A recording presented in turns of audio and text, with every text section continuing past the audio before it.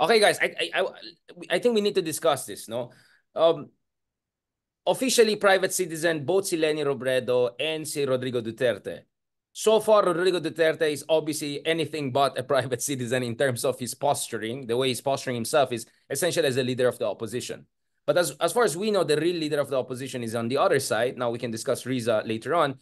But surveys also suggest that malakas pa rin nahatak ni Leni, di ba? So kung tinignan mo yung WR numero survey, 36% at least nagsabi na sana si Leni na lang naging presidente. Along those lines, na Leni would have done a better job than BBM, which is quite interesting because Leni is not in the political scene at all. Hindi nawala yung mga disinformation laban sa kanya. And she got only around 20% of the votes last year in the last elections. So this is quite interesting. That means Leni is still a force to reckon with, right? But first, pag-usapan muna natin si Digong. Digong 2025. Do you think that's gonna happen? Sir Ronald, let's start with you first. Well, si BBM kasi nanalo with 61% of the votes with more than 31 million votes. Diba? Nanalo siya. Kasama pa niya diyan yung mga Duterte. Hindi naman niya napalalunan yan on his own no? Na Marcos lang. So kasama yan. At nung nabiyak yung unity team, kahit papaano may epekto yan, no? May epekto yan dun sa kanyang ratings, no? Si Leni, hindi naman 30% yung kanya nakuhang boto, more than 30%, no? Surprising yung additional. Sorry, nga pala, yeah. Siguro yung 6%, ito yung mga bumoto ng ibang mga kandidato. Dahil si Leni kasi number 2 Diba? So hindi nila fina-factor in or hindi nakasama sa tanong yung ibang kandidato. Diba? So baka yung questionnaire diyan nakafocus lang kay Leni. Kaya Ronald, 27.94%. So just over 25%. Yeah. Yes. 27.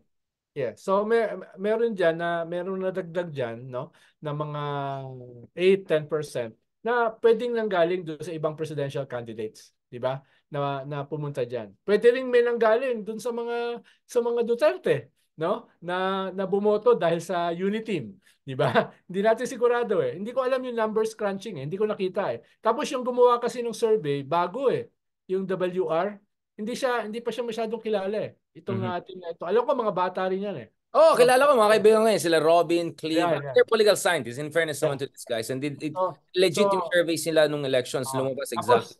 Tapos kunyari, online, hindi yan face-to-face Like SWS, like Okta, like Pulse, like Lilo. No? So medyo may difference sila sa methodology. Kaya hindi ko pa sigurado yung accuracy. Bagaman, pinibigyan ko sila ng benefit of the doubt. No? Yeah. Pero what's your hunch here? Bakit nag-increase pa yung support kay Leni considering she's not even that active? Is it because Leni's an economist? She's known to better handle economics, or at least my sense. And now nakikita nila yung limitation ni BBM. Basically, hindi siya kasama sa mga controversy ngayon. Diba? Hindi siya dahil hindi siya wala siya sa gobyerno, no? Medyo siya blank check, no? Ngayon kasi nagdudurugan yung Duterte at saka yung mga Marcoses So hindi yan na blank check, no? Yung may damage sa pareho, no? Kay Leni walang damage dahil wala siya, di ba? So ang issue diyan kay Leni, what might have been, what could have been. Baka ganoon yung nasa isip ng mga tinanong. Diba? Ng mga tinanong. Unless she runs again. Unless may basihan yung kay Rio na nadaya. No? Yun naman sinasabi ng TN Trio, di ba? Na mayroong anomalya na nangyari. Pero ang problema, wala pa naman dong smoking gun. No? So meron mga pwedeng pinanggagalingan yan. No? Yung mga ibang mga bumoto sa ibang kandidato na hindi BBM, baka sa ganyang klaseng survey, nag-shift sila kay Leni. Paano Leni is number 2? No? Ikalawa ay dahil si Leni ay hindi tainted nitong mga controversy, nitong mga away between House at saka Senate, between Intelligence Fund, Confidential Fund, etc. Yung dalawang rally sa Davao at saka sa Luneta. So hindi siya kasama sa gulo. Medyo positive yung kanyang projection. Above the fray siya. Right, yeah.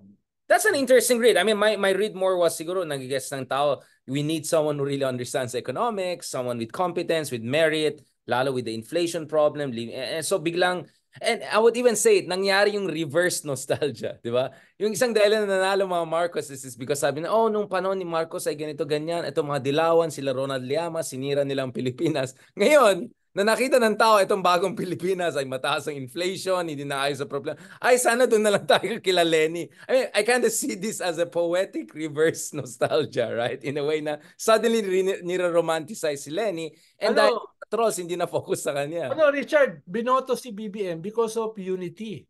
Wala namang ibang platform, vision, principles, walang ganun eh. 'Di ba? It's all about unity. Tapos nakita mo, in 1 year, nawasak yung unity team. 'Di ba? So yung mga bumoto dahil sa unity, baka nagdadalawang isip, ano ba yung binoto naming unity team? Eh nagkabiyak na kagad. No? So yun yung mga pwedeng pinanggagalingan eh, nitong mga survey. But then again, hindi ko nakita yung Yeah, you know, we don't have the numbers. We're just making some nakita general eh. prediction. No? But ikaw, Mark, where do you come from? Because you really analyze yung DDS attacks on Lenny Oo. after. Yun nga eh. Yun nga Siguro isang malaking factor din, 1.5 years na pahinga yung ano eh. Yung 6 na taon na walang tigil na black ops kay Lenny eh. Na before naalala ko, 'di ba, a few years ago lang sa radyo, sa online, sa TV, lahat puro Lenny Lugaw, Lenny Lutang, lahat Lenny. Napahinga ng 1.5 years eh. And si Lenny naman, 'di ba? Kung tanggalin mo lahat ng mga ano, she has good quality, she has good marami din naman siyang nagawa as nung VP siya.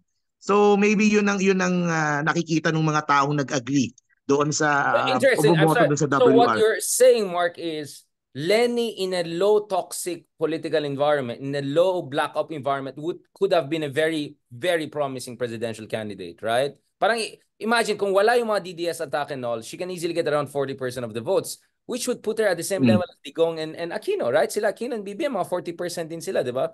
So that tells you actually Lenny in a non-toxic political environment would have been even a more compelling, a more competitive It shows candidate. nga kung gaano ka-effective yung demolition, yung machine that was attacking Lenny for 6 years, and kung gaano ka-effective siya in really pababain itong si Lenny, pababain itong so very effective talaga. Ang problema nga lang, iba na kinabang, 'di ba?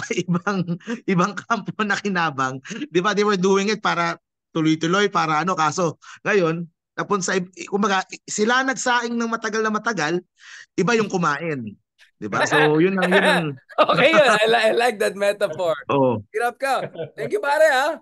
Thank you, Oo, pare. di ba? They spent 6 years, araw-araw, barrage lahat, kaliwat kanan, walang tigil, tapos iba pala makikinabang, hindi pala sa kanila. Tapos yung Kawain natin si nakinabang pa, Ronald yan, ha? Pati yung oo. lunchbox, kinuha. Hindi lang yung lunch, kinuha pa yung Oo. lunchbox.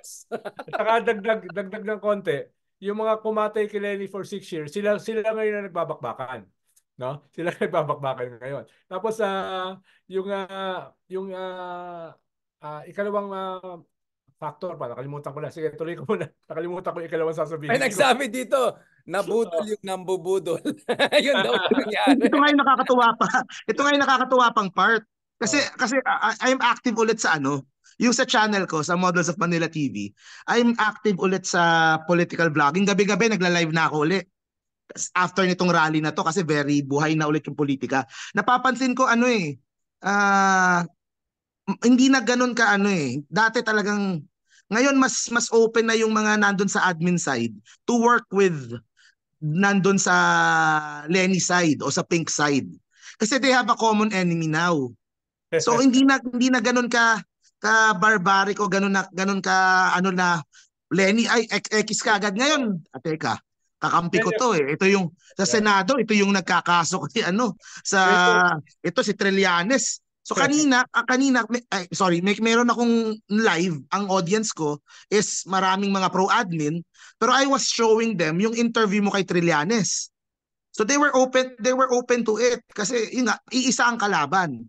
Yung nakakatawa diyan, Richard, tsaka Sir Ronald, yung sa kabilang side naman, yung sa DDS naman, ang parati nilang bukang bibig ngayon, if kung papansin mo yung nila, is people power.